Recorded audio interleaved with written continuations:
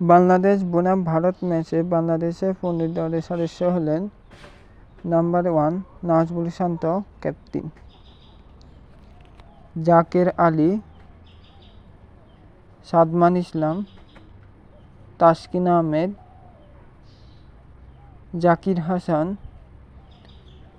হাসান মাহমুদ, মুমিনুল হক, নাহিদ রানা, সাকিব আল হাসান, মাহমুদুল হাসান জয়, লিটন দাস, নাঈম হাসান, মেহেদী হাসান মিরাজ, খালেদ আহমেদ, মুশফিকুর রহিম, তাইজুল ইসলাম। বাংলাদেশ বনাম ভারতের ম্যাচে এই ১৫টি দল ঘোষণা করেছে।